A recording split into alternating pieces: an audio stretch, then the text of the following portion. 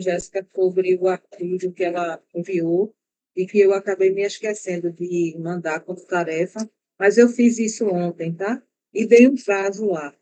Coloquei um prazo para vocês saberem que tem prazo para a gente fazer. E por que que eu coloquei isso?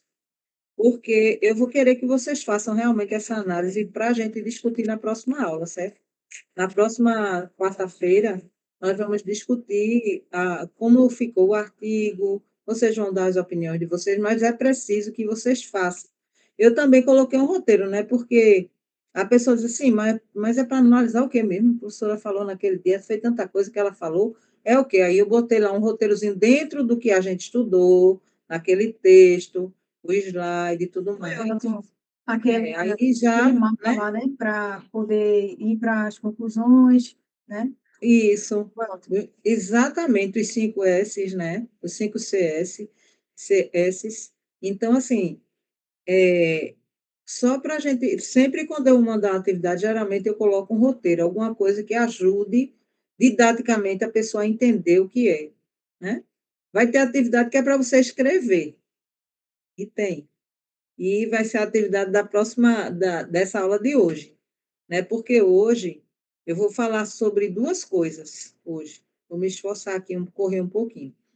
Mas vocês, eu vou fazer assim, eu vou explicando e vou, no primeiro momento, eu vou pedir a vocês que prestem atenção, anotem as dúvidas, e aí eu vou abrir e vocês fazem as perguntas que vocês quiserem, tá? Ok? Vamos fazer assim para ser bem dinâmica a nossa. Bom, eu não sei se eu tinha dito, mas hoje nós íamos ver os princípios da argumentação científica. E isso, logicamente, está relacionado à coerência textual.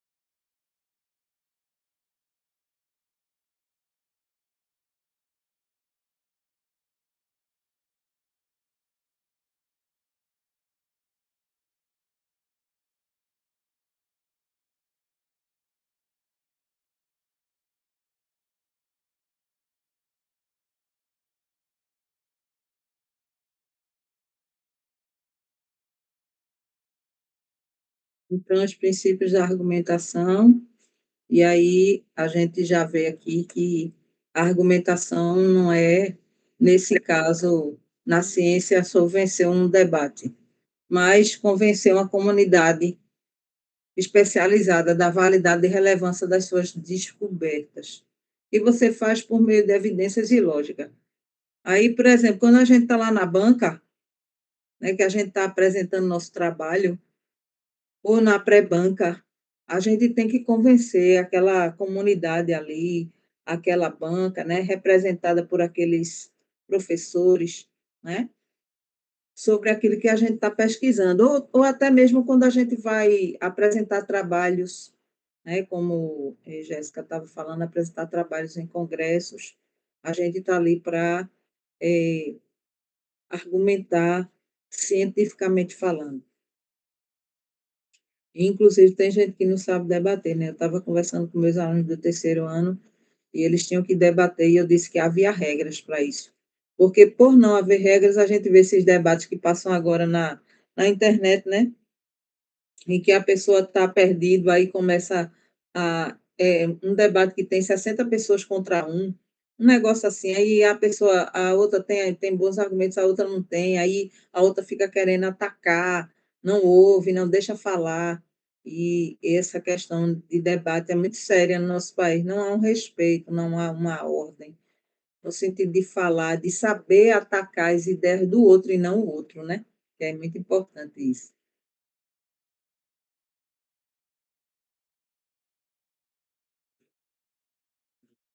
Eita, clica aí, né? Bom, aqui. O que é? Aí vamos voltar. O princípio é a tese. A tese é a afirmação principal que o pesquisador defende. E é a resposta a uma pergunta de pesquisa. Essa pergunta de pesquisa, ela tem a ver com um problema, né? Que se você não tinha problema, agora você arrumou, além dos que você já tem, de pagar boleto, de sobreviver nessa vida, você agora vai ter que arrumar um problema de pesquisa para defender. Esse problema, ele geralmente é algo que nasce das suas leituras, aquilo que você começou a pensar e tudo mais. Então, por exemplo, quando eu estava na minha tese de doutorado, eu comecei a perguntar como será que as pessoas que fazem o trabalho doméstico não remunerado, o que elas pensam disso? Como elas se sentem fazendo esse trabalho? O co- é, Será que elas acham que esse trabalho ele é produtivo? Porque no cerne do trabalho doméstico não remunerado, geralmente as pessoas acham que fazem esse trabalho e que ele não tem produtividade nenhuma, porque a ideia de produtividade está ligada a algo que é dado pelo mercado. Você faz, você produz e você tem um retorno daquilo. E o trabalho doméstico não remunerado, o retorno dele é ele mesmo, é a sua sobrevivência, é a possibilidade. Eu comecei a pensar a partir daí, tá? É a possibilidade que você tem de trabalhar fora muitas vezes, né, trabalhar remuneradamente, estudar, e esse trabalho de dentro de casa é o que sustenta você fora, né? Mas é um trabalho muito, como é o nome? Efêmero. Você arruma a casa hoje, amanhã você tem que arrumar de novo. Você lava o banheiro hoje, amanhã você tem que lavar de novo. Faz comida agora, daqui a pouco tem que fazer isso. Hã? Não tem fim. Não tem fim. Você trabalha o dia todinho e não dá conta. Então, assim, esse trabalho ele é importante, mas ele é muito perene e ele é um trabalho, depois que eu comecei a investigar sobre ele, né?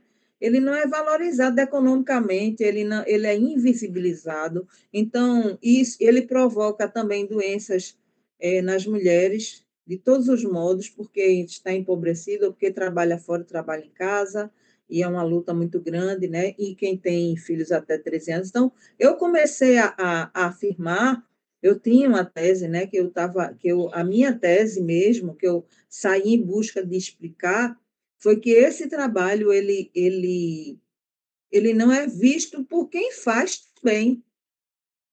A pessoa que faz não entende a importância dele, porque existe, principalmente porque geralmente é um trabalho destinado a uma questão de gênero também, né?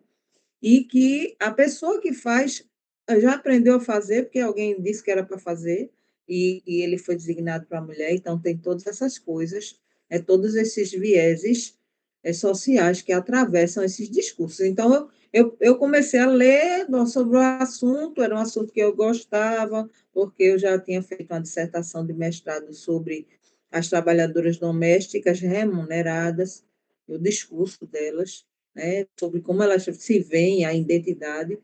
Então, a gente, é assim, o fenômeno vai se desvelando aos nossos olhos e a gente vai analisando e vai descobrindo cada vez mais, mas tudo parte de um problema.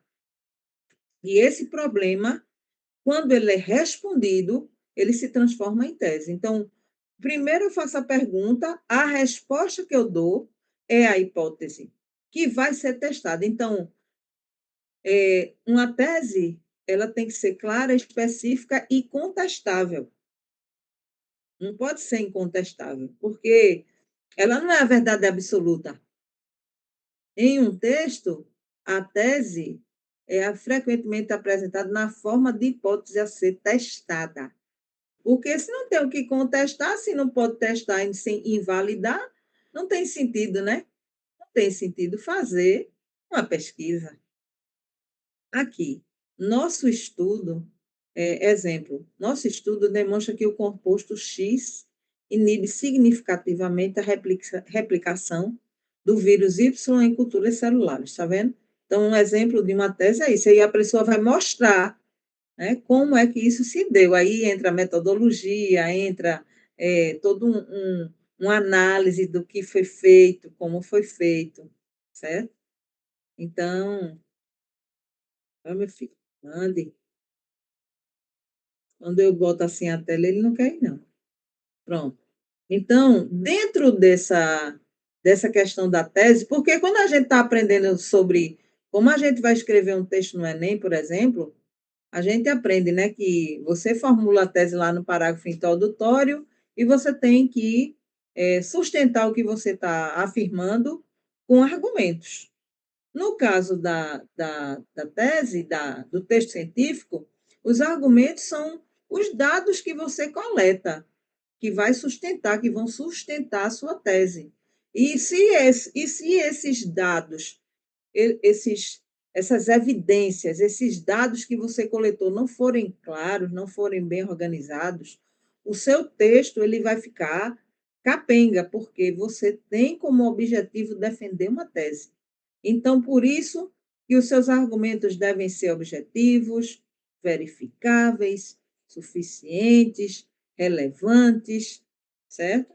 Os seus dados têm que ser resultados de experimentos, estatísticas, medições, quando são dados quantitativos. E eu, inclusive, na minha tese, eu trabalho com dados quantitativos, porque eu faço um levantamento estatístico de palavras que aparecem, né? Que aí eu chamo de léxico, usei um método paramétrico para isso, e os dados qualitativos, que são as observações, as entrevistas, os estudos de caso, tudo que eu consegui colher nos discursos e que eu observei fazendo a relação entre os dois dados. E também a revisão de literatura, que é justamente o que as pessoas mais têm dificuldade de fazer, que é pegar estudos anteriores e trazer para o seu discurso. O discurso científico não é seu, ele é o discurso de outrem.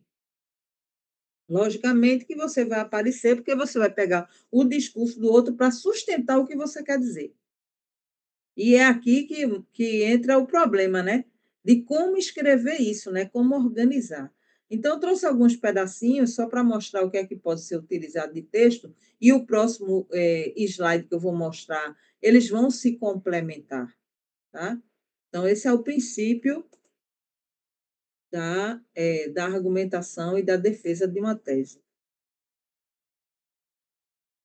Então, entra uma coisa chamada coerência textual. Quando a gente estava falando semana passada sobre quando a gente pega um texto, um artigo científico para ler, para ver se a gente vai ficar com ele ou não, né? Que eu disse a vocês, olha, vocês podem ver se vai servir, aí coloca numa pasta, esse não vai servir, já descarta. Aí esse aqui eu vou ler depois, porque quando a pesquisa começar a progredir, talvez eu precise disso, né, para um determinado capítulo, então você já bota noutra pasta.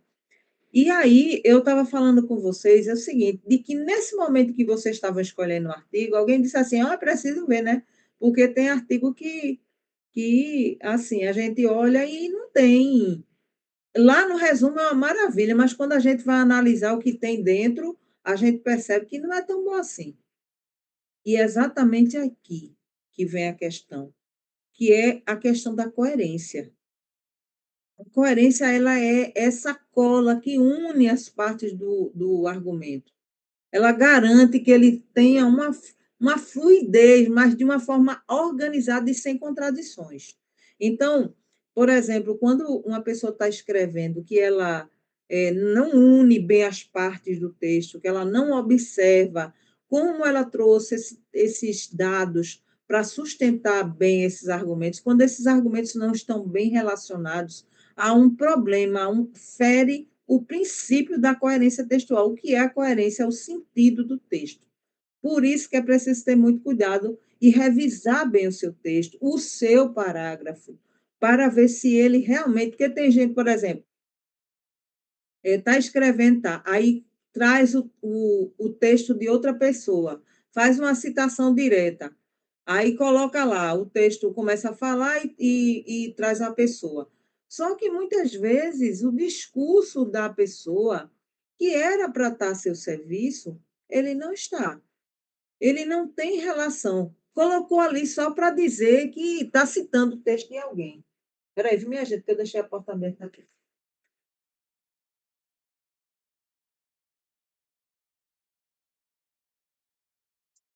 A dizer que citou o texto de alguém, mas não há uma relação direta entre o que você escreveu e o que você citou. E outra coisa também, tem gente que vai fazendo o seguinte, vai fazendo um monte de paráfrase e só trazendo o texto do outro, mas escreve muito pouco, a pessoa não aparece no texto. Isso também prejudica essa coerência, porque acaba virando uma colagem e não dá. Então, o primeiro princípio da coerência textual é a progressão temática. O que é isso? É a maneira como as informações vão evoluindo ao longo do texto, partindo de algo conhecido, tema, para algo novo, rema. O rema é a informação que é trazida. À medida que você vai escrevendo, você vai trazendo novas informações, vai acrescentando. E o seu texto progride.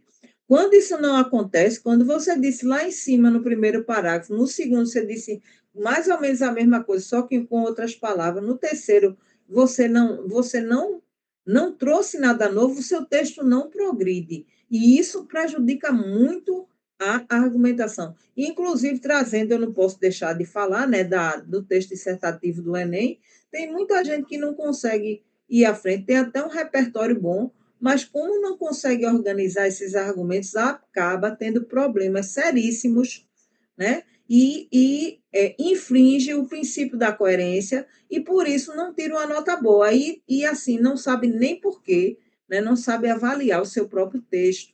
É muito importante você saber avaliar o que você está escrevendo para ver se o que você está escrevendo tem qualidade, se o que você está escrevendo progride, você está trazendo novas ideias, você está acrescentando, seu texto está indo, está indo.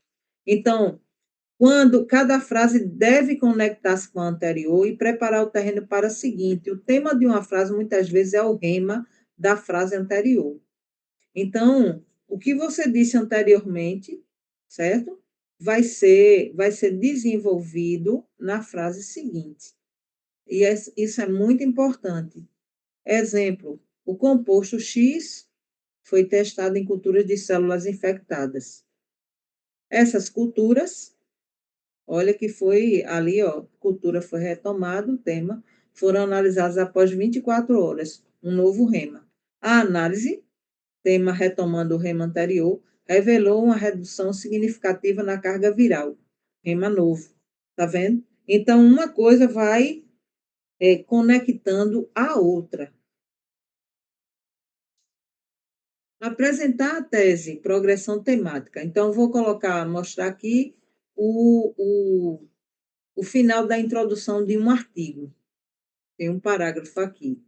A relação entre o uso de redes sociais e o bem-estar psicológico em adolescentes tem sido amplamente debatida, com estudos anteriores apresentando resultados contraditórios. Ok? Então, aqui é o tópico frasal que abre. No próximo slide, eu vou mostrar o que é tópico frasal e como é que ele acontece. Aí vem, embora algumas pesquisas surgiram um impacto negativo. Tá vendo? Fala de bem-estar, mas aí ele diz, olha, apresentando resultados contraditórios. Aí usa o embora, que é um operador metadiscursivo. Nós vamos falar sobre isso também. Algumas pesquisas surgiram um impacto negativo, a maioria foca no tempo total de uso, negligenciando o papel crucial da natureza das interações. Aí aqui a gente já entra nessa questão do resultado contraditório, quando ele diz que o pessoal se preocupa muito mais com o tempo total de uso do que o papel da natureza das interações que esses adolescentes fazem. Portanto, aí o portanto é conclusivo, este estudo argumenta que o efeito das redes sociais no bem-estar adolescente é moderado, principalmente pelo tipo de atividade realizada. Aí aqui tem passiva versus ativa, que é a forma como a pessoa constrói o texto. E não apenas pela duração de uso. Então, todo mundo faz, olha, vê só, todo mundo está fazendo pesquisa aí sobre os redes sociais e bem-estar psicológico dos adolescentes, mas a maioria se preocupa com o uso e deixa de lado o papel crucial. Aí ele diz, portanto, este estudo aqui é diferente. Esse estudo vai mostrar qual é o efeito das redes sociais no bem-estar e principalmente pelo tipo de atividade que é realizada, ou seja, pelo tipo de interação que o adolescente faz, e não apenas pela duração do uso. Investigamos essa hipótese por meio de um diário eletrônico aplicado a uma amostra de 200 adolescentes. Aí aqui ele vai dizer, olha, nós vamos analisar isso, nós vamos mostrar qual é o efeito dessa interação que os adolescentes fazem com as redes. E para isso nós vamos usar um diário eletrônico. Já está apontando até um pouquinho sobre a metodologia. Investigamos essa hipótese, está vendo? Então, o princípio da argumentação, que é a tese, que é a natureza de atividade que é mais importante que a duração, é apresentado de forma clara e contestável. Qual é o recurso? O texto começa com um tema amplo, que é a relação entre as redes sociais e bem-estar, introduz um problema, que é resultados contraditórios, que mostra a negligência da natureza das interações, e, finalmente, apresenta o rema novo, que é a tese específica do artigo. O leitor é guiado, logicamente, até a alegação central. Errei aí, era para estar guiado. Outro trecho. Aqui, o objetivo é mostrar resultados. Então, aqui, esse é um trecho das evidências. Então, são trechos, tá? Excertos que a gente vai encontrando, porque a gente encontra artigos e vai tirando trechos para mostrar como é que esse texto é construído, para mostrar essa argumentação. Então, agora o objetivo aqui é fornecer evidências. Nossos dados confirmam a hipótese de que interações ativas estão mais associadas a emoções positivas. Observe que aqui já foi tirado algumas coisas, né, de trechos, excertos. Conforme sumarizado na tabela 2, os participantes que relataram maior engajamento em interações ativas, como comentar em publicações e trocar mensagens, exibiram scores significativamente mais altos na escala de afeto positivo, a IM 5,2, DP, logicamente que a pessoa escreveu lá na tabela, né? E trouxe a tabela para analisar, em comparação com aqueles que relataram uso predominantemente passivo. Além disso, como é evidenciado pela análise de correlação, verificou-se uma correlação positiva moderada. Se você observar, aqui a gente tem dados quantitativos entre a frequência de interações ativas e a sensação de conexão social. Então, aqui, essas evidências vão provar, elas estão a serviço daquela tese anterior, ok? Outro trecho. O fato de as interações ativas estarem correlacionadas com maior afeto positivo e sensação de conexão social sustenta nossa tese inicial de que a qualidade do uso é um preditor mais robusto do bem-estar. Isso ocorre por quê? Então, bom, a gente encontrou isso. Agora, a gente vai explicar por que isso ocorre. Então, interações ativas, por sua natureza, são mais propensas a atender às necessidades humanas, fundamentais de pertencimento e autoeficácia, enquanto o consumo passivo de conteúdo pode facilitar comparações sociais e sentimentos de inveja. Análise. Qual é o princípio da argumentação aqui?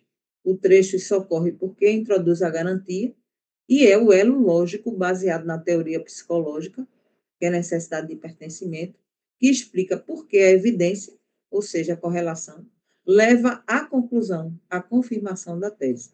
Tá vendo? Então, se vocês observarem, existem dois conceitos, né? Eu estou falando de um que é coerência, mas existe o outro conceito também, que nós vamos tratar sobre ele depois, falando dos operadores metadiscursivos, que é o conceito de coesão. Se vocês observarem, não só nesse, como no slide anterior, vocês observem que tem algumas palavras como embora, portanto, nessa daqui, conforme sumarizado, além disso, o além disso traz uma informação a mais, e aqui isso ocorre porque, enquanto esses operadores, eles são considerados na área de linguística textual como operadores argumentativos. E eles trazem, ou metadiscursivos, são muitos termos, muitas nomenclaturas, né? Mas o mais interessante não é nem pensar nos nomes deles, mas mostrar como eles funcionam no texto para garantir essa conexão entre as ideias e fazer com que o texto não perca a coerência, tá? Aí aqui, outro princípio de argumentação, só um instantinho, tomando aqui um chazinho.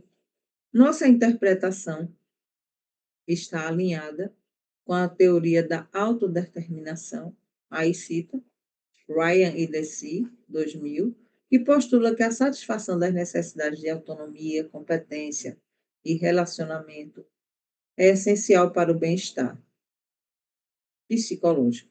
Especificamente, os achados de Grosset e Ali demonstram que interações sociais online de apoio preenchem a necessidade de relacionamento, corroborando o nosso mecanismo proposto. Dessa forma, a literatura existente não apenas valida a nossa garantia, mas também confere maior solidez à nossa cadeia argumentativa. O princípio de argumentação aqui é a citação, né? Ela fornece uma base teórica para a tese. Olha, nós vamos mostrar essas conexões que os adolescentes têm com as redes sociais, mas nós vamos mostrar isso com base na teoria, que vai nos ajudar, que é uma teoria psicológica, que vai nos ajudar a analisar que os adolescentes, é aquela lente que eu falei, né? Que os adolescentes, eles, qual é a questão? O que é que os impulsiona a se relacionar ou a interagir nas redes sociais, ok? E aqui a questão das limitações ou da conclusão. Aqui já é o final, né, nessa argumentação, e aí tem um trecho que é das limitações da conclusão. Embora nossos resultados forneçam evidências robustas para o modelo proposto, é importante qualificar que o estudo foi conduzido com uma amostra de conveniência em um momento específico. Portanto, nossas conclusões podem não ser generalizáveis para todas as faixas etárias ou contextos culturais diferentes. Embora a relação causal seja sugerida pela literatura de base, o desenho correlacional do estudo impede afirmações definitivas de causalidade. Então, aqui ele está mostrando, né, que como foi o estudo foi conduzido, mas as conclusões não podem ser relacionadas a todas as faixas etárias, né? Ou então contextos culturais diferentes, não dá para generalizar, é preciso analisar, né? Qual é determinada faixa de idade, qual é o contexto cultural de cada faixa de idade também, tudo isso deve ser levado em conta no processo de conclusão. Observe que está sempre guiando o leitor para que ele entenda, para que ele analise e veja que aquilo que está sendo dito não é um fim em si mesmo, não é a única resposta para o fenômeno. Conclusão para o nosso.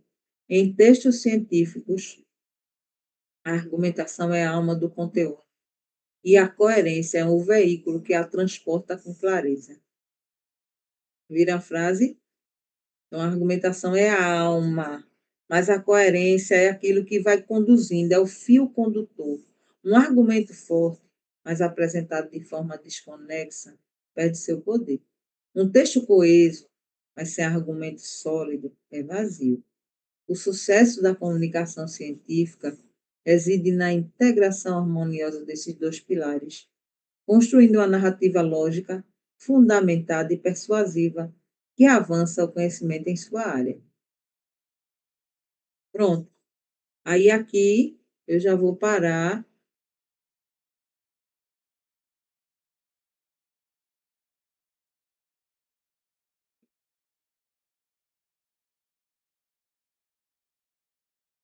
Muito bem. Alguma questão sobre o que a gente acabou de mostrar, sobre a questão de como é preciso conduzir a argumentação e a coerência? Ou ficou bem claro? Eu queria só comentar, porque eu acho que nos textos que eu escrevo, realmente falta, e depois que eu reescrevi aquele que eu enviei, né, e tem outros que eu escrevi também, eu acho que realmente está faltando aparecer mais eu no texto. Uhum. É normal, viu, Jéssica? É normal. Eu só percebi agora que você falou, porque realmente eu estou citando para fundamentar, né? Para fundamentar, eu estou citando outros trabalhos, e eu acho que o que está faltando, eu acho, não tenho certeza, que o que está faltando é juntar tudo para melhorar a minha argumentação. Melhorar não, fazer uma argumentação, que eu acho que está faltando é a minha argumentação. Eu acho Eu que é vou isso. analisar seu texto para ver tudo isso, viu? Tem com Mas, calminha, assim, assim, bem, para lhe ajudar a melhorar isso é daí. porque eu acho que eu não sei escrever, não acho não.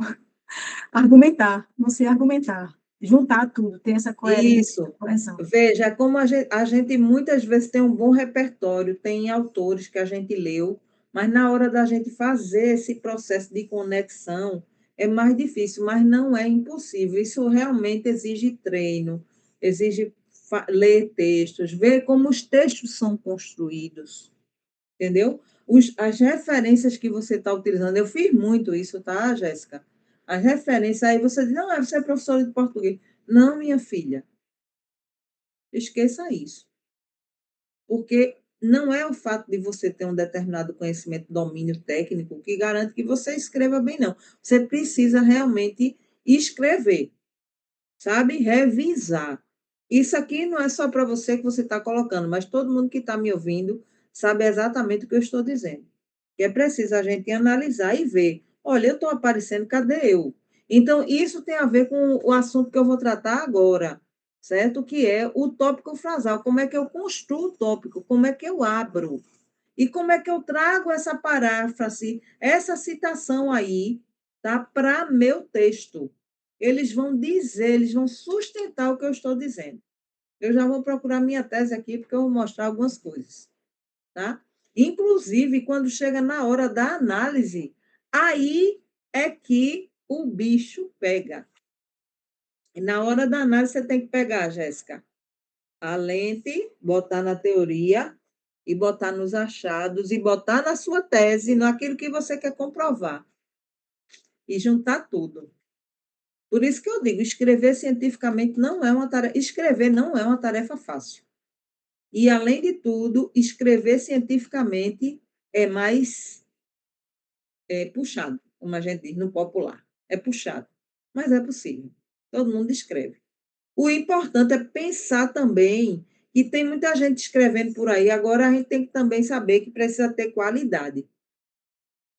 Então, eu coloquei naquela frase ali, né? A, a escrita, a argumentação, ela é a espinha dorsal, ela é a alma do trabalho. E a coerência e a conexão, a coesão e a coerência são fundamentais para construir essa alma. Tem gente que escreve direitinho, consegue articular tudo certinho. Agora tá vazio o negócio, sabe? Aquele negócio não tem conteúdo, né, viu? Pessoa que fala bem muito. Tem muita gente na rede social, né? Em digital influência sem conteúdo. Então, alguns textos assim que você olha e não tem conteúdo. Diga, David, não tem conteúdo, fala. É nesse mesmo sentido, eu acho que foi inclusive por isso que recentemente mudou as regras do Enem, né? As pessoas estavam utilizando citações aleatórias, usando o modelo padrão ali, que é aquela receitinha de bolo de como fazer uma redação, e aí pegava um texto totalmente aleatório, juntava com a referência mais aleatória ainda, e fazia aquela coxa de retalhos, né? Costura aqui, junta ali, e no fim das contas você não vê um produto final coeso. É verdade, David. Agora, quer que eu lhe diga quem é o responsável por isso? Eu digo quase sempre aos meus alunos, os cursinhos. Uhum. Os cursinhos não mostram como é para fazer, eles dão uma receita de bolo para o pessoal. Eu não vejo meus alunos, não, porque Eu, eu estou fazendo um cursinho assim. eu Vamos não lá, vou está criticar. aprendendo o quê? Eu não vou criticar, porque eu confesso que eu mesmo usei essa receita de bolo e para mim funcionou super bem. Mas justamente o parâmetro de. Porque justamente, né, é a regra. Era a regra do jogo. Se você soubesse entregar o que estava sendo avaliado pelo MEC, né, pela banca avaliadora, era considerado bom. Então, assim, eu fiz isso também. Eu usei essa regrinha e foi legal. Só que justamente eu senti que engessou. Engessou porque facilitou na hora de construção, porque tem pouco tempo, mas quando você vai para um projeto real, assim, no dia a dia, você pode simplesmente pegar qualquer referência, jogar no seu texto e achar que as pessoas vão aceitar, porque teve uma citação, né? Exatamente. E o pessoal ainda diz assim, né? Olha, coloca, aprende frases aí bota um rol de tantas frases de pessoas famosas. Às vezes a frase, eu digo que já fui de banca de Sim, Enem, sim. a frase não é do cara, não. Ou Eu então vou começar, pesquisar, a frase não era do cara, não. Digo, gente, não faz começar isso. citando a Constituição Federal. Pronto. Pronto, Clássico. eu tenho um aluno que toda aula eu tiro onda com ele, porque ele gosta e ele queria, na última vez, ele veio citar a Constituição numa resenha. Eu disse, não, pelo amor de Deus, uma resenha literária, pelo amor de Deus, de um livro do romantismo, não faça uma coisa dessa comigo, não. Não faça, não, que você, né? Aí, toda vez agora, quando ele chega, que eu falo qualquer coisa, igual, olha, mas isso está na Constituição, não está? Aí ele já começa que eu estou mexendo com ele, né? Então, Aham. assim, e ele já usou a Constituição, agora que você falou, né, da Constituição, ele já usou a Constituição, Jéssica, e ele botou a Constituição e ficou lá de beleza, de enfeite. Eu digo, não serve para nada isso aqui. Onde é que você citou a Constituição, beleza, mas onde é que ela entra de novo? Como é que ela sustenta seu argumento? Porque até para você colocar que esse direito na Constituição não está sendo bem garantido, que é o seu objetivo, você não conseguiu fazer o link. Então, se você não consegue fazer o link, obviamente você prejudicou o sentido do seu texto, ele não progrediu. Aquilo dali você colocou para dizer que você tinha um argumento de autoridade, mas não te ajudou. Então, no texto científico, isso funciona muito. E a paráfrase é muito importante, a gente tem que fazer. Faça mais paráfrase do que citação direta. Porque tem gente, é um parágrafo, eu já corrigi muito texto científico, minha gente. Eu tinha orientação, muitos orientandos, eram 8 por semestre, quando eu dava aula na UPE. E aí o pessoal colocava um parágrafo, fazia paráfrase, e eram as paráfrases meio troncha, aí depois, no segundo, aí iniciava, abria o tópico, aí botava uma citação direta, aí no outro, outra citação direta, aí era tanta citação direta, aí eu dizia assim, essa citação direta aqui é para quê?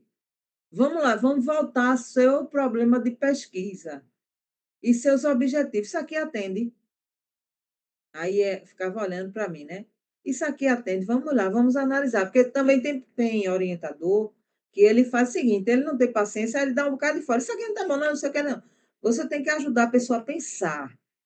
Ensinar é um negócio que exige de quem ensina paciência, calma, para entender como a pessoa, o ser aprendente, está pensando. Porque ele fez aquilo, porque para ele aquilo tem uma lógica. Você entendeu, Jéssica? Isso tem uma lógica de se fazer assim, desse jeito. É como o David disse, eu aprendi que eu podia pegar um monte de frase e colocar lá, porque isso ia garantir minha argumentação.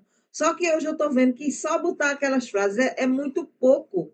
vai ficar vazio, não tem uma argumentação robusta. E isso a gente realmente só melhora lendo mesmo, certo?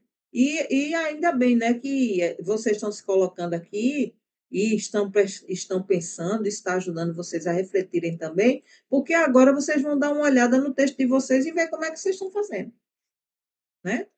Aí, se ninguém tiver mais nada a falar, eu vou para o ponto seguinte, que é o tópico frasal. Ninguém quer falar nada, só David e Jéssica. Stephanie, Leandro, Gabriela, Juliane.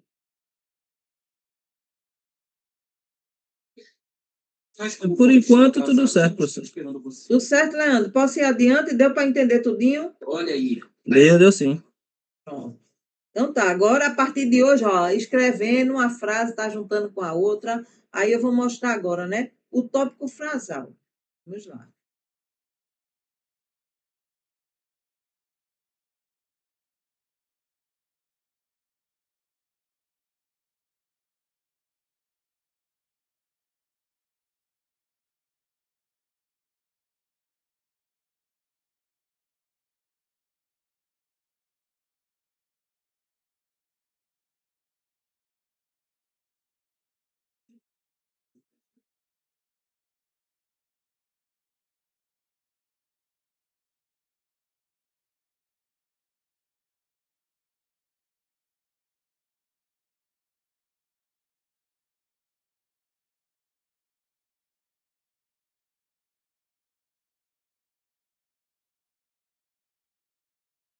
O que é tópico frasal? Todos os textos que a gente escreve, todo parágrafo, ele tem uma tese, ok? Todo parágrafo, ele tem uma tese.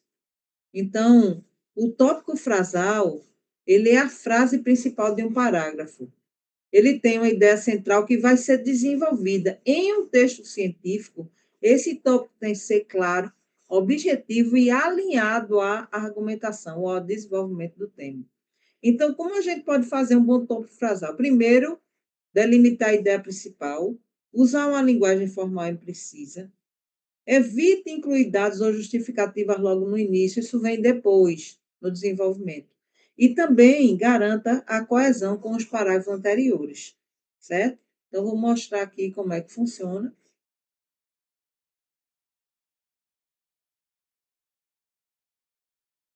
Tem hora que ele emperra.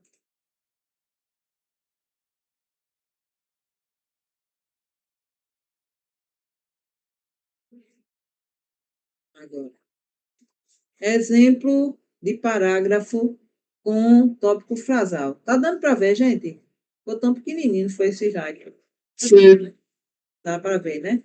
A adoção de tecnologias digitais no ensino tem transformado significativamente a prática pedagógica. Observe que esse é o nosso tópico frasal.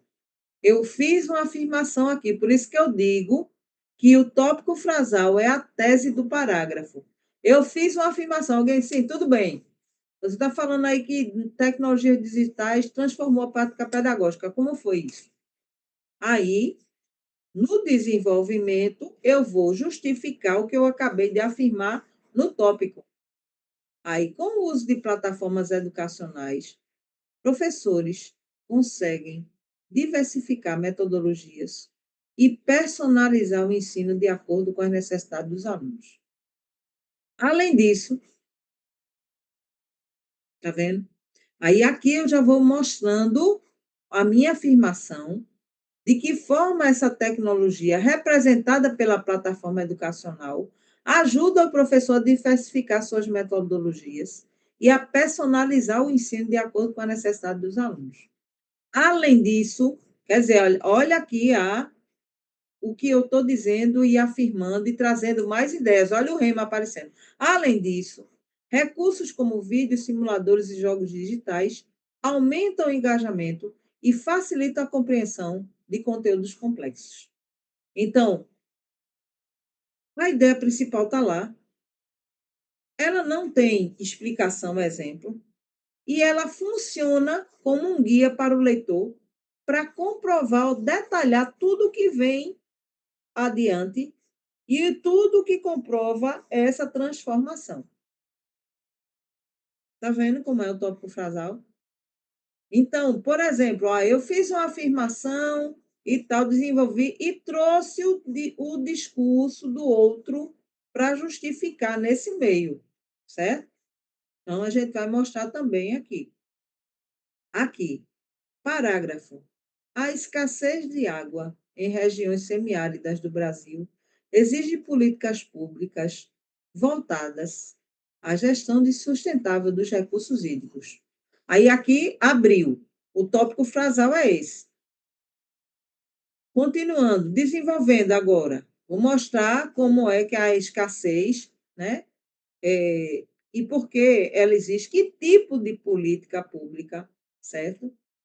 É eficaz quando é voltada à gestão sustentável dos recursos hídricos. Aí vem investimentos em tecnologias de captação e reuso da água, como cisternas e dessalinizadores, têm se mostrado eficazes. No entanto, aí aqui esse no entanto vai no argumento ao contrário, né? É fundamental que essas ações venham acompanhadas de programas educativos e participação comunitária. Então, abriu o tópico, definiu o problema e já apontou uma solução. E aí o autor desdobrou essa ideia com exemplos e argumentos nos períodos seguintes. Então, essa forma de desenvolver o parágrafo, ela é boa para texto científico porque vai de uma questão concreta com vocabulário técnico e foco em solução. Um exemplo retirado de um artigo na área da educação. A formação continuada de professores é fundamental para a melhoria da qualidade do ensino. Aqui, o assunto é formação continuada de professores e melhoria de ensino, da qualidade. Então, aí vem. Afirmei, agora vou mostrar por que é importante. Então, a constante atualização, olha a retomada, dos profissionais, permite a incorporação de novas metodologias e tecnologias educacionais, promovendo maior engajamento dos estudantes. Além disso, programas de formação favorecem o desenvolvimento de competências socioeconômicas e emocionais, que são cada vez mais valorizadas no ambiente escolar. Então, enuncia uma ideia com o tópico frasal, depois o parágrafo vai se desenvolvendo, explicando como vai ser e a importância, né? Por que é fundamental essa formação continuada dos professores? De que forma ela impacta o ensino? Ela impacta a qualidade desse ensino. E aí a ideia é desenvolver. Aí aqui é o princípio da Constituição, né? O princípio da dignidade da pessoa humana é o alicerce do ordenamento jurídico brasileiro. Previsto no artigo 1º, inciso 3 da Constituição Federal de 1988, ele orienta a interpretação de normas e serve para a formulação de políticas públicas. Sua centralidade se evidencia na proteção dos direitos fundamentais, especialmente no campo do direito à saúde e à educação. Então, faz uma afirmação forte, traz a Constituição e explica por que esse princípio é o alicerce do ordenamento jurídico. Ok? Uma outra frase, porque a gente tinha pessoas que estavam fazendo segurança do trabalho. E aí, um parágrafo. Engenharia em Segurança do Trabalho. A análise preliminar de riscos APR é uma ferramenta essencial na prevenção de acidentes em ambientes industriais. Então, está lá o tópico. Por meio da identificação antecipada de perigos e da avaliação de possíveis consequências, a APR permite o planejamento de medidas corretivas e preventivas. Isso aqui eu tirei do texto da professora Simone. Sua aplicação sistemática contribui para a redução de acidentes, de incidentes, melhora a cultura de segurança organizacional e cumpre as exigências legais estabelecidas pelas normas regulamentadoras. Então, veja, aqui eu tenho não só o tópico frasal explicando o que é, mas como é que é feito, ok? E como é a sua aplicação. E se, não me engano, a professora Simone, quando ela escreveu o texto dela, ela mostrou, ela saiu desenvolvendo, mostrando como essa APR contribui na redução dos incidentes e como ela melhora a segurança organizacional. Ela saiu escrevendo depois. Esse era o parágrafo introdutório, tá? De um dos textos, dos capítulos dela. E aí, a partir desse parágrafo, ela saiu mostrando, tá, como é que isso acontecia. Então, eu não só trabalho dentro do parágrafo, mas eu uso o parágrafo também e o seu desenvolvimento para desenvolver os parágrafos seguintes. É dessa maneira que eu estabeleço a conexão entre eles, tá?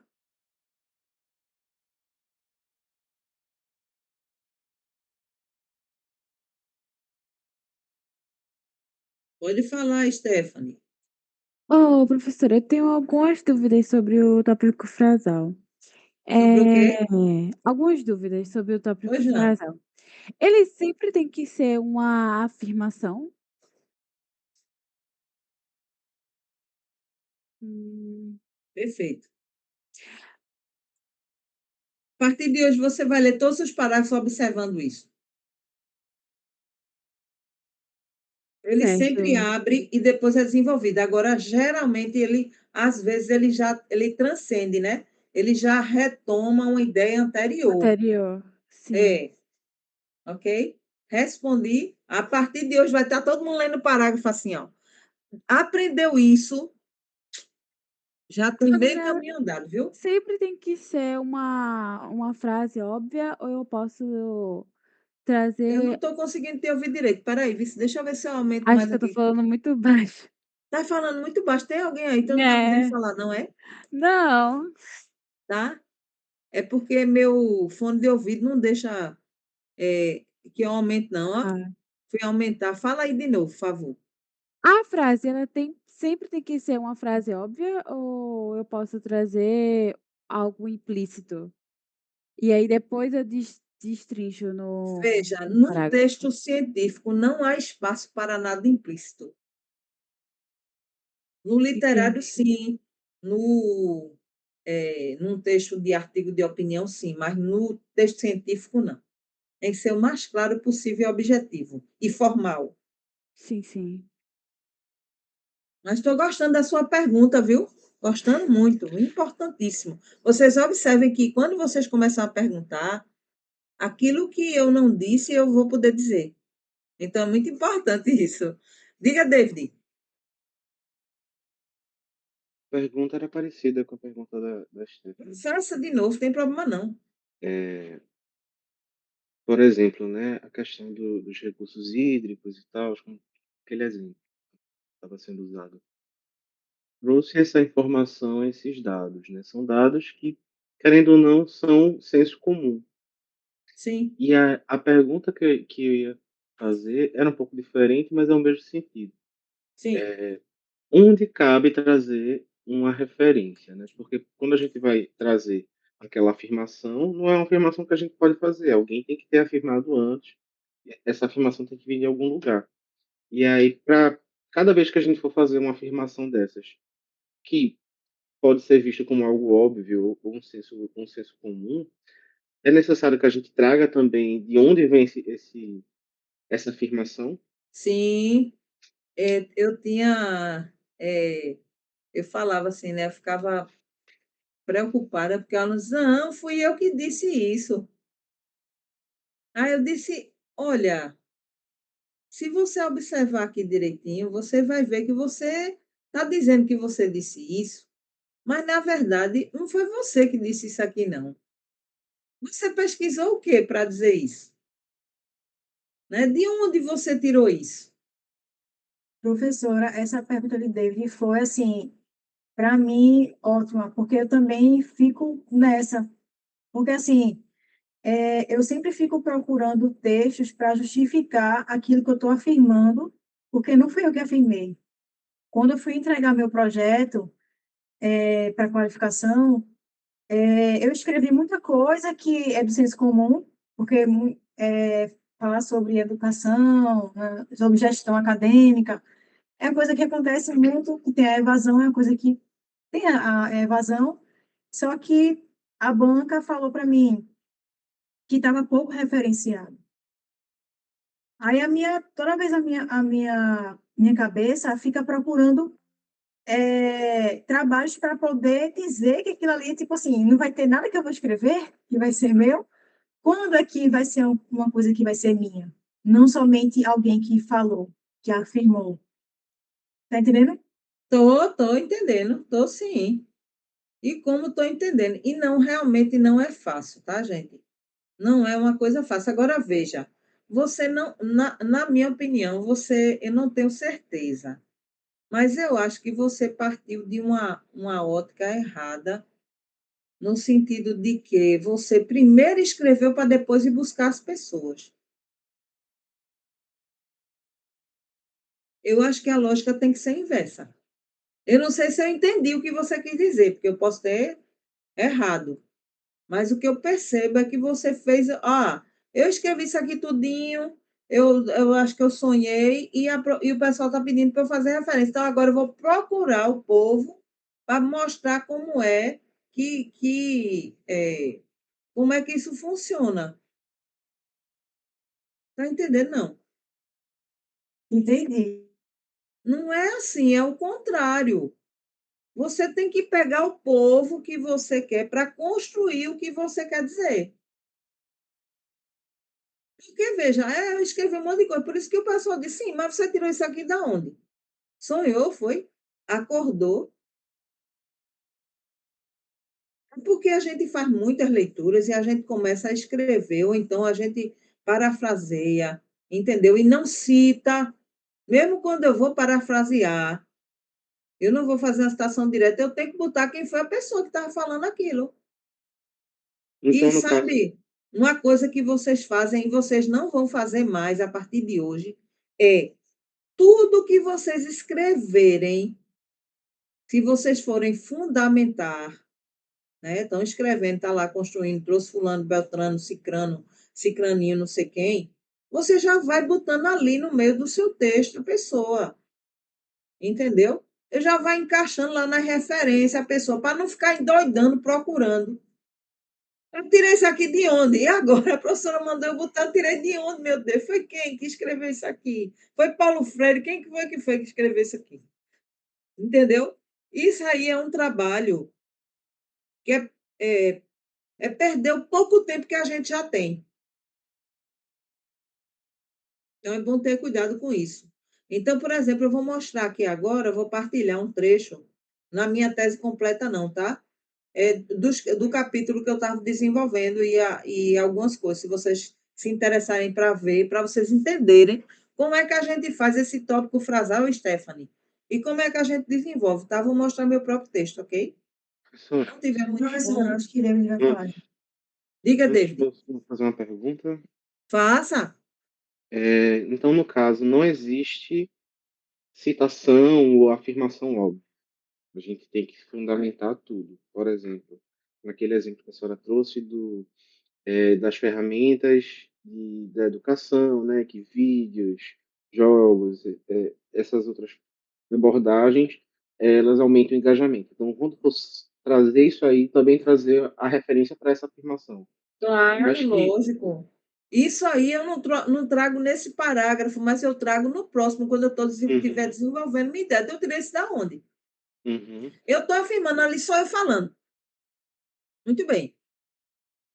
Sou eu, Jéssica, falando. Aí depois eu afirmei aquilo lá em cima do parágrafo introdutório. Eu vou mostrar, então, como é que a tecnologia acontece. Eu afirmei, eu vou ter que mostrar. Porque uhum. é nisso que consiste a argumentação, gente. Entendi, entendi. Então, no caso, Eu não não só necessariamente precisa afirmo. ser É, citar eu, antes. Você pode afirmar isso. antes e depois. Ah, entendi, entendi. Exatamente. Eu vou mostrar aqui, se não tiver muito bom, porque não é a última versão, depois eu vou procurar onde é que está a última, mas eu encontrei algumas coisas aqui no meu HD externo, e eu vou mostrar aqui para vocês, tá? Eu vou ter um capítulo falando sobre trabalho. Eu gosto muito desse assunto, trabalho, tá? Trabalho numa perspectiva subjetiva, viu, gente? Não é só de ótica de mercado, não. Claro que envolve tudo, mas Trabalho nessa perspectiva. Nós temos ainda alguns minutinhos.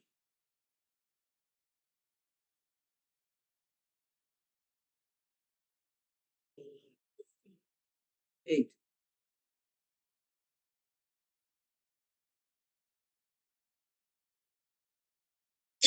Desculpa.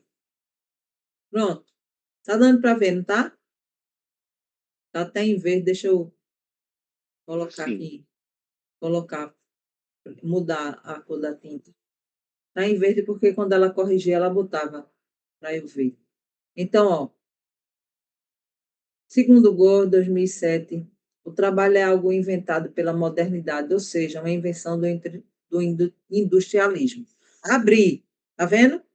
O trabalho sob essa ótica, ok? Não se confunde com afazeres necessários à vida humana e à reprodução, mas está relacionado à esfera pública, a qual define e reconhece determinada atividade remunerada.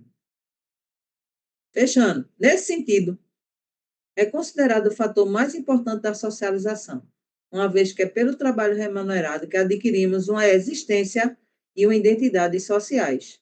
Aí aqui eu trago o cara aqui, só que eu citei aqui, ó, direto, tá vendo? Para fechar. Essa ideia contemporânea, olha a retomada lá em cima. Não falei que é inventado pela modernidade, né? Essa ideia contemporânea acerca do trabalho surge com o capitalismo manufatureiro, no século XIX. Anteriormente, o conceito de trabalho estava relacionado à ideia de labuta dos servos e dos trabalhadores por jornada e produtores de bens de consumo ou dos serviços necessários à sobrevivência. Os artesãos não eram considerados trabalhadores, eles realizavam obras, objetos duradouros, muitas vezes legados à posteridade. As obras produzidas por esses artistas, bem como as novas técnicas ou novas máquinas, deviam ser aprovadas por um conselho. Os salários dos diaristas eram fixados pela corporação. Gore diz que a produção material não era, desse modo, regida por uma racionalidade econômica comum ao capitalismo manufatureiro. Hoje eu estou horrorosa na leitura. Vixe, manufatureiro. Aí aqui,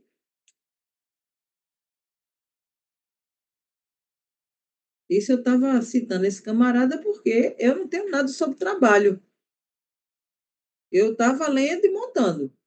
Até o final do século XIX, ainda existiam negócios regidos por tradições, na Grã-Bretanha, por exemplo. A racionalidade econômica reduzia os valores e fins irracionais do ponto de vista econômico entre os indivíduos. Essas relações passou a vigorar as relações monetárias entre as classes, fazendo de forças entre o homem e a natureza uma relação instrumental, fazendo nascer com isso uma classe de operários proletários totalmente despossuídos, reduzidos a nada mais que a força de trabalho intercambiável. Então, veja aqui, a gente vai abrindo e vai desenvolvendo, ok?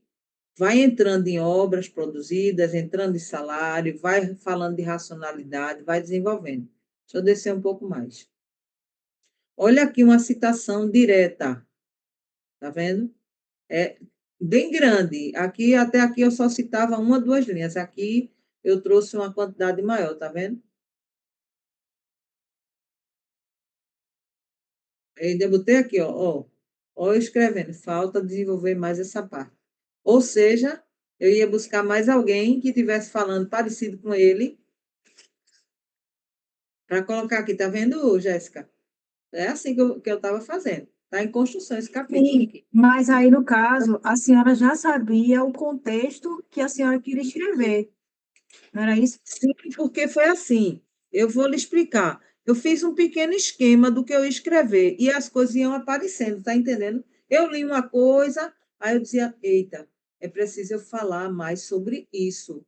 Ou seja, eu vou falar sobre trabalho numa perspectiva manufatureira para depois entrar do trabalho numa perspectiva visível e invisível, porque eu queria falar de trabalho, tá vendo? As origens da invisibilidade.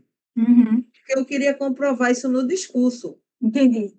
Não lhe fato. Porque Quando quando eu eu estivesse escrevi. analisando o discurso delas, isso era objeto da minha tese, Uhum, eu queria ver se elas sabiam realmente o que era invisibilidade. entendi. Entendeu agora? Entendi. Entendi. Realmente, quando eu escrevi esse, foi ano passado, eu só queria contextualizar para poder justificar o projeto que eu tinha feito em sala de aula. Porque como era obrigatório você, além de fazer o projeto, você entregar o artigo, que esse artigo não foi publicado, né? Foi só para entregar, né? Porque é obrigatório. E aí foi assim a correria. E eu não vou mentir, né? Teve IA para poder dar ideia, para contextualizar. Então, assim, não teve nenhum trabalho assim que eu tinha pesquisado antes para poder É, saber o que escrever. Eu só queria justificar contextualizando aquele projeto que eu desenvolvi. Tá entendendo? é. Mas agora Essa é a questão que agora acontece que já está muito tudo mais claro para mim, eu já entendi. Aí, quando foi esse ano, né, que eu estava procurando trabalhos, aí foi quando eu comecei a ler trabalho em relação a isso e comecei a encontrar pessoas que já estavam falando sobre o que eu estava falando, só que vendo de uma outra perspectiva. Foi isso. Na educação tem muito uma coisa, inclusive eu acho que eu falei isso no primeiro encontro, é que eu falei que eu estava querendo projeto de pesquisa, não projeto de intervenção, porque tem diferenças. No projeto de intervenção, você parte de um problema e você vai tentar resolver, você lança uma metodologia diferente de intervenção. Tem gente que faz projeto de intervenção com uma pequena fundamentação teórica, que foi, acho, mais ou menos isso que o pessoal disse: olha, você fez a intervenção, tudo bem, mas quem é que pode justificar teoricamente o que você fez? Você partiu de que base teórica para fazer esse tipo de intervenção? Por isso que é muito importante, antes de fazer qualquer projeto de intervenção, a gente saber quais são as teorias pedagógicas que estão, né, por trás daquilo que a gente está fazendo. Porque senão depois você ficou procurando gente para dizer, para respaldar o que você fez. Aí você quase endoida, porque tinha pouco tempo para isso, né? Porque se ensina muito na faculdade de educação, eu já dei aula, e na faculdade de letras, a gente teve que parar com isso. Se ensina muito o aluno a fazer projetos sem levar em conta as teorias pedagógicas. Por isso que tem aluno, eu não sei se foi o seu caso, mas eu tinha aluno mesmo que detestava ir para as aulas quando a gente estava falando das teorias pedagógicas. Eles diziam assim: para quê? Para que isso? Né? Eu vou usar em quê? Aí eu dizia: tudo que você faz lá na sala de aula tem que ter um porquê teórico. Professor que não conhece teoria, ele não consegue modificar a prática, porque a teoria sustenta a prática, e não o contrário. Porque, pronto, veja, quando eu cheguei, né, no mestrado, já existia esse projeto, Hum, já existia pessoas pesquisando sobre isso. sim, Então, eu já sabia qual era o problema. O sim, problema é que a gestão, né, universitária precisa de meios para poder combater ali a evasão, melhorar o desempenho estudantil. A gente sabe que isso existe, né? Eu já sabia desse problema. Então, o meu projeto foi baseado para melhorar. Eu fiz o que é que eu posso fazer para melhorar a gestão acadêmica, né, na tomada de sim. decisão. Então, Mas meu tem uma pergunta já para fazer para você: o que é gestão acadêmica, primeiro? gestão acadêmica é É, os você está coordenadores. entendendo o que eu quero dizer? Não é para você responder, mas no seu texto já tinha que ter alguém falando sobre o que é gestão acadêmica. E o que é uma boa gestão acadêmica. Já Entendi. começa por aí. Uhum, Você está entendendo? estou entendendo. Parece que Stephanie quer falar. Você deixa ela falar um pouco? Com certeza, desculpa. Eu falo Nada. muito. Não tem problema não. Fica à vontade, Jéssica. Esse espaço é Tudo nosso. bem. Ô, professora, eu queria perguntar. Os nossos argumentos juntos científicos, eles sempre têm que vir acompanhado de algum filósofo ou alguma, como é que eu posso dizer? Uma citação para ele ser É bom. sustentado? É bom. Você está construindo um texto dissertativo argumentativo. Mas aí, tipo, eu tenho que trazer filósofos, eu posso trazer livros. Pode trazer livro, você vê que eu trouxe esse camarada, mas depois eu vou fazendo comparações entre um, entre outro. Na análise é que eu fiz mesmo. Professora, isso é uma arte, viu? Porque É uma arte, é? uma arte, ir misturando os textos para poder a senhora aparecer no texto, né? Porque isso aí não é fácil, não. É, a gente vai aparecendo, né? Porque, veja, mesmo eu falando das ideias dele, mas era eu que estava escrevendo. Você entendeu agora? Sim, Eu não pesquisei nada sobre trabalho. Quem falou sobre trabalho nessa perspectiva histórica foi esse camarada aí. Então, eu vou trazer o que ele disse, só que eu vou escrever, né? Eu vou construir uma ideia sobre trabalho e, ao mesmo tempo, eu vou trazer as falas das pessoas que falam sobre isso. Essa parte que eu mostrei aqui é o meu arcabouço teórico. Ok? Então, é isso. Inclusive, eu amo Hannah Arendt. É o quê? Hannah Arendt? Eu Eu li um amo. livro dela. Você já leu o livro dela? Como é o nome? Estou procurando aqui, porque eu estou tão esquecida do nome das coisas. É um caso sério. Eu li o livro dela todinho, A Condição Humana. E a gente teve uma disciplina só sobre ele, porque ele era importante e para mim principalmente, né? Não, eu li Homens em Tempos Sombrios e o que ela fala sobre Ashman, o Meus alunos estavam comentando banalidade do mal. Esses meninos isso, vão longe, viu? muito bom. Então, é isso. Você vai construindo o pensamento, tá vendo? Você vai mostrando e vai construindo.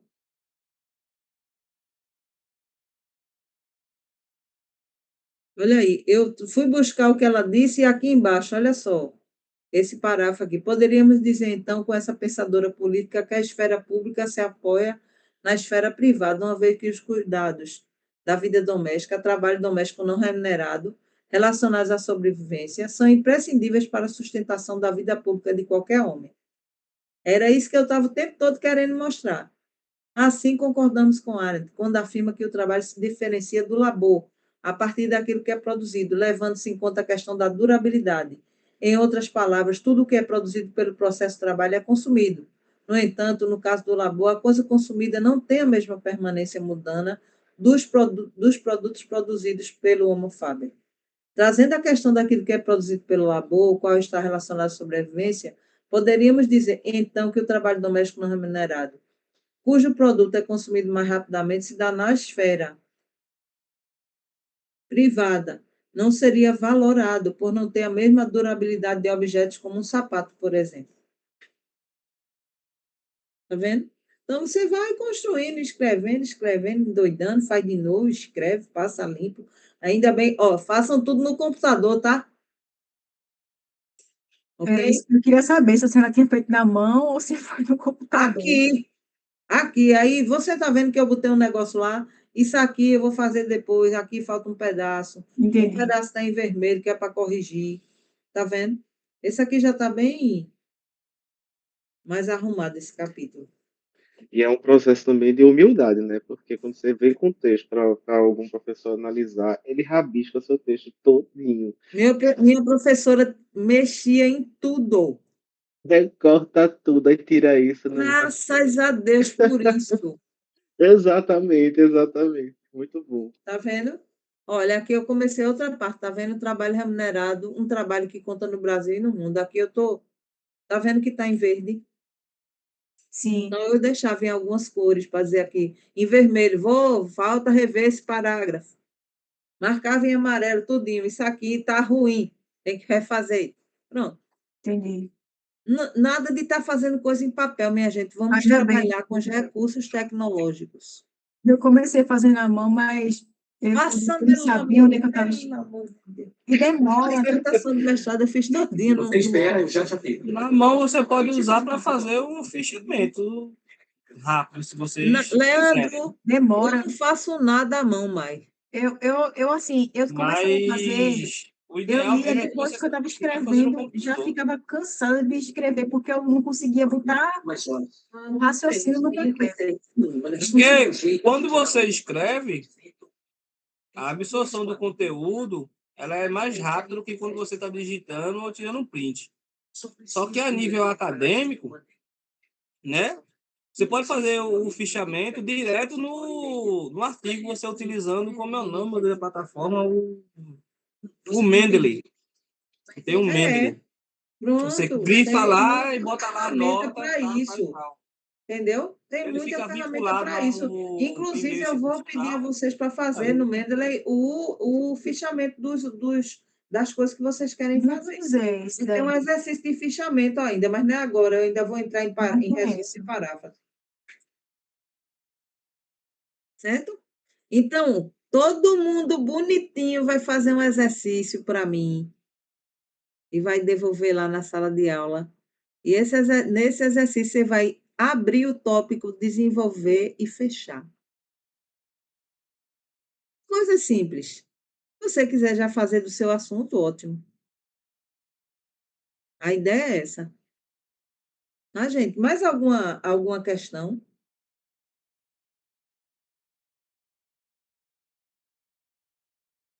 Tem uma parte aqui da minha tese que é a análise, tá? Aí essa parte vai ficar quando eu estiver falando de análise. Aí eu vou mostrar como foi que eu fiz as análises, como é que eu trouxe a teoria, Eu entendeu? tenho Vou uma falar pergunta, professora. usando meus materiais mesmo. Uma pergunta. Pois O não, David. tópico frasal, quando a gente for construir, o primeiro, né, o inicial que vai dar realmente a introdução, e os outros que vão introduzir uma ideia ou então introduzir uma argumentação, eles são diferentes? Ou a Sim, gente constrói eles do mesmo tempo? fico frasais para vocês bem gerais, tá? Não vou dar nada assim. Eu posso até pedir a você, se você já tiver alguma coisa escrita sua, que você mande um tópico. Eu posso colocar um item. Coloque aqui algum tópico frasal que você fez para algum trabalho, entendeu? Um parágrafo para ver, tá? Como é que você está construindo. Mas eu vou querer que você realmente desenvolva os tópicos que eu vou botar ali. Tem um até que é assim, está tudo bagunçado, você vai enumerar para ver onde é que começa, onde é que desenvolve, onde é que termina. Entendi. É um exercício bem assim, elementar, mas que já ajuda a gente a refletir um pouco sobre como a gente está escrevendo. Mas assim, a pergunta, não sei se eu perguntei direito, mas assim, no sentido de, quando eu for construir a introdução, né, a primeira parte ali do artigo todo, do projeto todo, né, é, eu utilizo a mesma lógica da construção de um tópico frasal, que seria, sei lá, da argumentação. Não estou escutando, professora, tá mudo. Tá mudo. Vocês vão construir o projeto de vocês de pesquisa aos poucos, tá? E à medida que vocês forem corrigindo, eu já vou ver essas coisas. Entendeu? Olha, aqui não ficou bom. Você quer dizer o que com isso aqui? Cadê a argumentação aqui? Então, vocês não se incomodem, não, porque a gente está construindo. Então, à medida que vocês forem fazendo, a gente vai vendo. A gente está na parte mais elementar ainda, estamos dando os primeiros passos. Hoje é a terceira aula, certo? Então, assim, se vocês olharem direitinho, eu estou cumprindo ali bem direitinho o nosso cronograma. Então, não se incomodem. Vamos primeiro agora escrever coisas aleatórias. A gente ver como é que vocês estão escrevendo e vamos prosseguindo. Ah, não tem problema. Agora, eu só vou pedir uma coisa. Eu sei que vocês tem muita coisa para fazer, tá? Eu sei disso, eu estou consciente, mas é muito importante, por exemplo, que vocês peguem o artigo de Jéssica, que ela disponibilizou, façam a análise, respondam lá para mim, tá? Eu dei um prazo para vocês, para a gente ter o que discutir na próxima semana. Porque aí não adianta eu chegar e discutir se vocês não analisaram Então, antes. aqueles três textos que estão no começo, né, professor? Eu coloquei o texto dela Eu coloquei o texto que a gente utilizou para ler na sala de aula, no nosso último estudo. E eu coloquei um roteiro que vai ser feito de análise. Tá certo. Tá certo? Mais alguma coisa, minha gente? Jéssica, quer perguntar alguma coisa, Jéssica? Jéssica está pensativa. Jéssica está olhando o texto dela para ver se tem tópico frasal, se não tem. Né, Jéssica? Eu estou vendo seu olho passando assim, ó. Mas isso é bom, estou gostando, viu, Jéssica? Estou feliz porque estou vendo que você está refletindo e, com certeza, a ideia é só melhorar, tá? Muito bom. Eu sei que teve gente que não falou, mas tem gente que está vendo tudo. E a ideia é essa. Eu não vou colocar essa atividade logo hoje, não. Vou esperar um pouquinho para vocês fazerem a que eu coloquei ontem, tá? Está um pouco atrasada. Certo? Aí vocês fazem essa e amanhã ou depois eu já coloco a outra do jogo atrasado, que é pequenininha. Tá bom? Ok. Então, um abraço, boa semana para todos. Espero que tenham gostado do nosso conversa. Tá bom? Daqui a pouco, a Mariana, depois que ela organizar tudo, ela posta lá para quem faltou. Tá?